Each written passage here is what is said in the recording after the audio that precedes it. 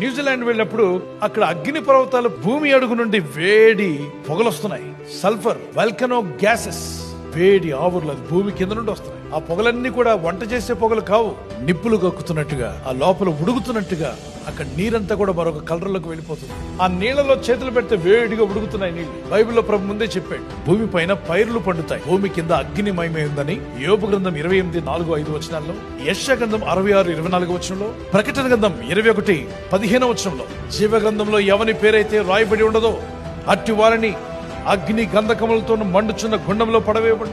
అక్కడ మానవాత్మలు ఉంటాయంట. నరక అగ్నిగుండానికి నీ ఆత్మను పంపుకోవద్దు. నీ ఆత్మను మోక్షానికి పంపించు. నీ ఆత్మను మోక్షానికి పంపించు. నీ ఆస్తిపాస్తులతో పరలోకానికి వెళ్ళలేవు, పేరు ప్రఖ్యాతులతో వెళ్ళలేవు, అందచందాలతో వెళ్ళలేవు. మరి ఎవరు తీసుకెళ్తారు? ఒకే ఒక్కడు తీసుకెళ్లగలడు, పాపం లేనివాడు. ఎవరైనా యేసుక్రీస్తు ప్రభు ఏం చేశాడు నీ కొరకు? ఆయన మరణ శిక్షణ పొందాడు నీ కొరకు. ఆయన ఒక్కడే నిన్ను పరలోక మార్గాన్ని తీసుకుని వెళ్ళగలడు.